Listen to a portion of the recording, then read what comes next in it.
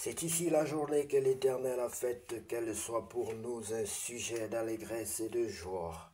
Psaume chapitre 118, verset 24. Bonjour bien-aimés, c'est l'heure de la prière et de la repentance en ce jeudi 12 juin 2025 matin. Prions ensemble. Seigneur notre Dieu, en ce matin nouveau, nous venons te dire merci. Merci pour le souffle de vie, pour ton amour inconditionnel et pour cette journée qui commence sous ton regard bienveillant. Père Céleste, dirige nos pas en ce jour. Accorde-nous la sagesse pour faire les bons choix, la force pour affronter les défis et la paix pour rester ancré en toi malgré les circonstances. Nous remettons entre tes mains nos familles, notre travail, nos pensées. Que tout ce que nous ferons aujourd'hui reflète ton amour. Préserve-nous du mal, protège-nous du danger et remplis nos cœurs de gratitude. Ta parole déclare dans le livre de Psaume 118, verset 24, que c'est ici la journée que l'Éternel a faite, qu'elle soit pour nous un sujet d'allégresse et de joie. Tu as fait cette journée, Seigneur, pour qu'elle soit pour nous un sujet de joie d'allégresse. Oui, Seigneur, nous choisissons la joie, car tu règnes et tu es avec nous. Car toi seul revient la gloire, la puissance et l'honneur pour tous les siècles. Au nom de Jésus-Christ, nous avons ainsi prié. Amen. Bien-aimé, sois béni. Si tu n'as pas encore reçu le Seigneur Jésus-Christ dans ta vie comme ton sauveur personnel et ton Seigneur, je veux t'inviter à le faire aujourd'hui avec nous. Tu vas prendre la position qui honore ton Dieu et tu vas répéter cette prière après moi. Seigneur Jésus-Christ, Seigneur Jésus-Christ, je t'invite dans ma vie comme mon sauveur personnel et mon sauveur, mon Seigneur, parce que je reconnais que je suis un pécheur. Oui, Seigneur Jésus-Christ, je reconnais que je suis un pécheur. Je reconnais que je suis un pécheur. Je te demande pardon. Je te demande pardon. Je t'invite dans ma vie comme mon Seigneur et mon sauveur personnel. Je t'invite dans ma vie comme mon Seigneur et mon sauveur personnel. Lave-moi, Seigneur. Purifie-moi. Lave-moi par le sang de l'agneau. Je suis malade sans toi, Seigneur. Je crois que ta présence en moi peut changer ma vie spirituelle. Je crois que ta présence en moi peut changer tous les aspects de ma vie, peut changer ma vie. Je crois que ta parole, c'est la vérité, Seigneur. Ta parole est une force à nos muscles. Ta parole nous guérit. Ta parole peut guérir ma chair. Ta parole peut me délivrer de toute maladie et de toute maladie psychologique, physique, morale ou intellectuelle. Que toute tâche dans ma vie soit effacée par le sang de l'agneau. Je crois en ta parole, Seigneur. Je te prie de me baptiser, de me remplir de ton Esprit Saint pour m'aider à marcher sur tes pas, pour m'aider à marcher selon ta volonté et non la mienne. Je t'en supplie, Seigneur, au nom de Jésus-Christ de Nazareth. Merci d'avoir fait de moi ton enfant. Merci d'avoir transformé ma vie aujourd'hui. Merci de t'être rapproché de moi aujourd'hui. C'est au nom de Jésus-Christ que j'ai ainsi prié. Amen. Bien-aimé, sois béni si tu as accepté le Seigneur Jésus-Christ dans ta vie. Sache qu'il est là désormais avec toi, tu n'es plus seul. Sache, bien-aimé, que tu dois continuer à chercher Dieu par la prière, par la méditation, par la louange, par l'adoration, par la communion fraternelle, par la prédication. Tu dois lire la parole de Dieu pour enrichir, pour connaître davantage Dieu. Car la Bible dit que mon peuple périt faute de connaissance. Tu dois lire la parole de Dieu pour que le Saint-Esprit t'explique, bien-aimé. Mais tu dois faire ta part. Ta part, c'est de lire, que ce livre de la loi ne quitte point ta bouche. Lisons donc la parole de Dieu sur cette base, bien-aimés, le livre de Josué chapitre 21.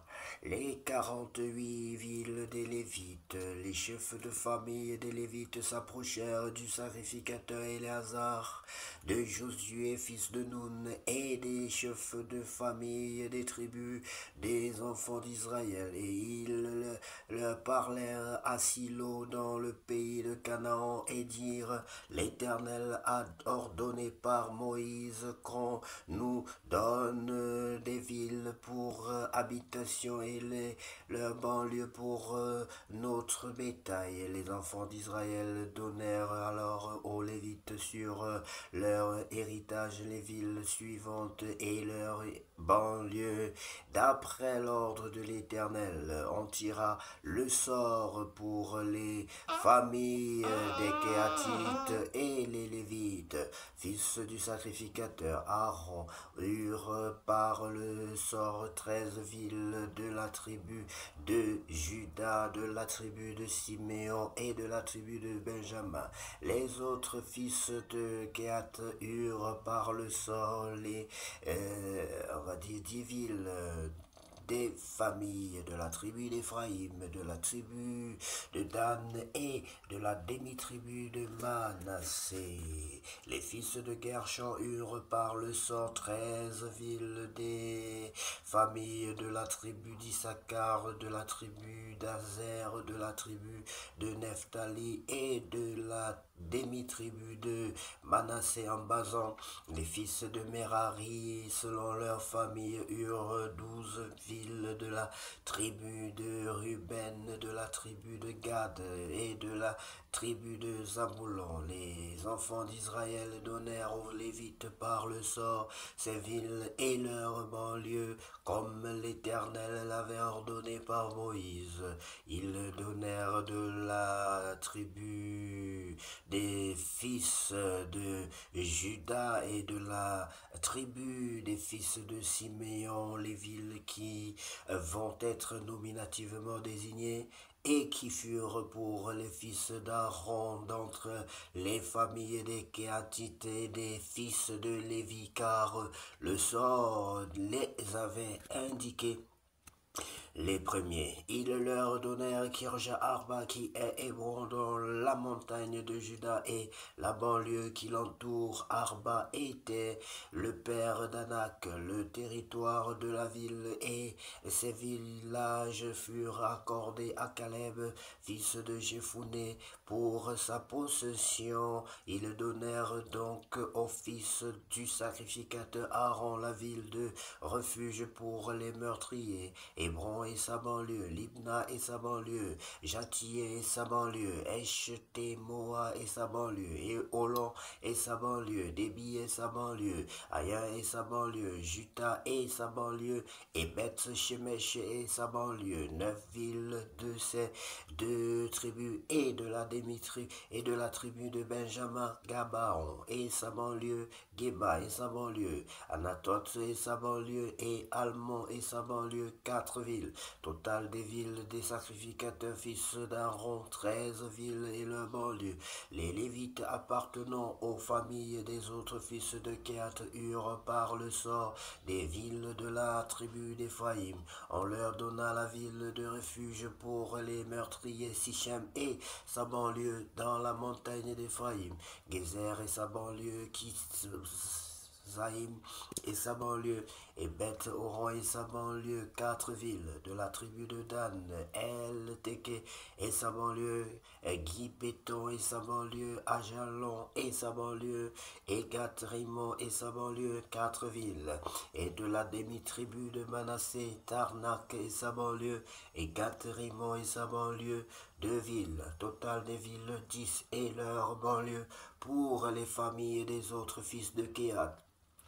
On donna aux fils de Gershon d'entre les familles des Lévites de la demi-tribu de Manassé la ville de refuge pour les meurtriers, Golan en Basan et sa banlieue, et Bertra et sa banlieue, 2 villes de la tribu d'Issachar, Kirjan et sa banlieue, Dabra et sa banlieue, Jamout et sa banlieue, et Enganim et et sa banlieue, 4 villes.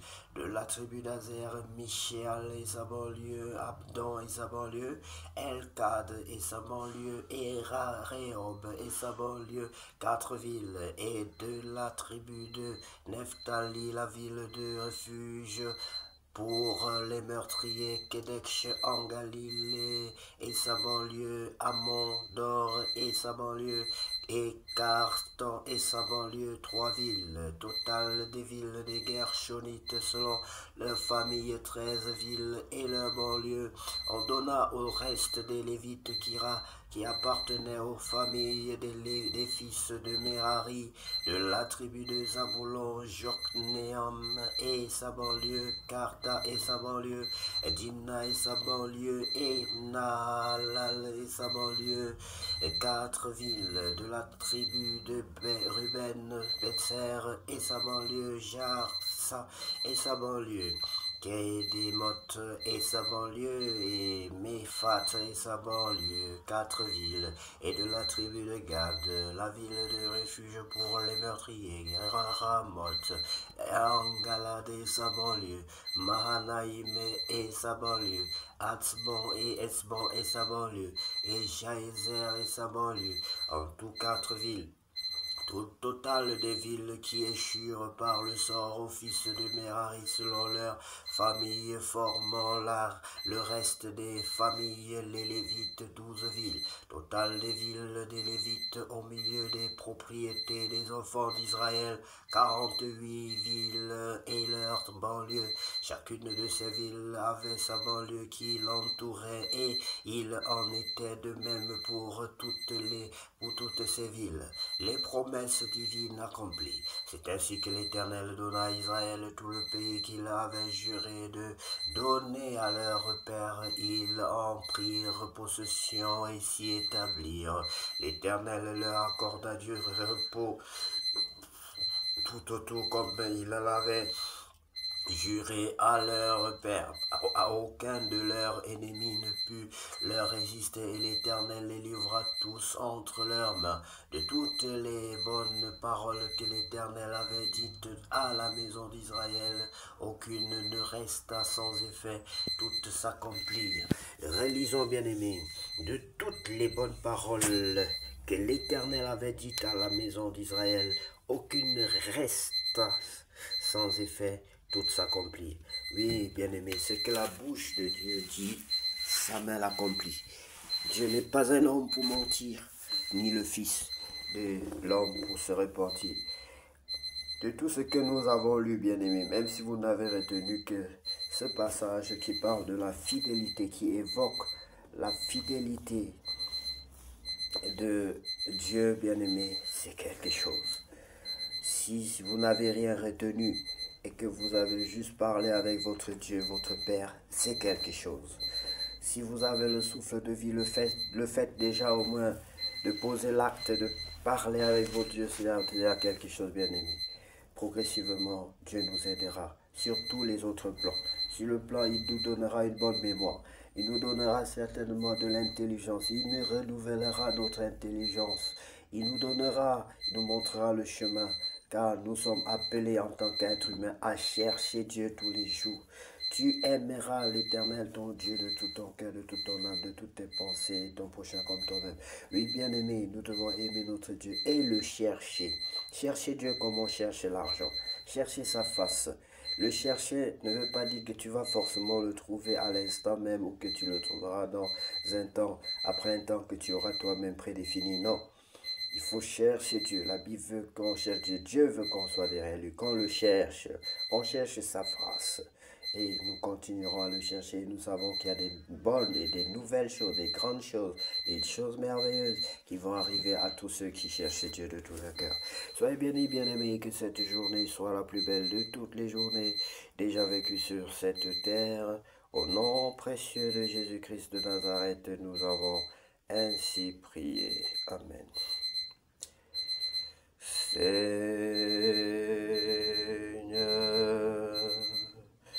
Jésus,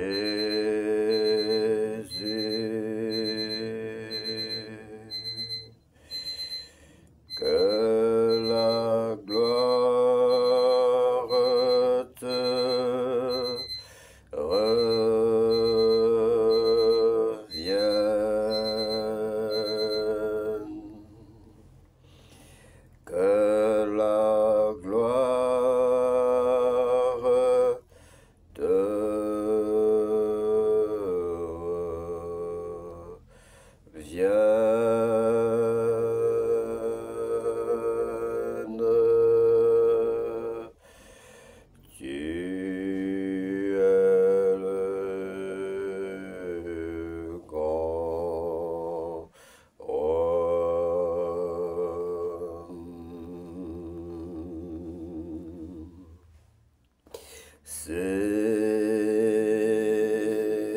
Seigneur.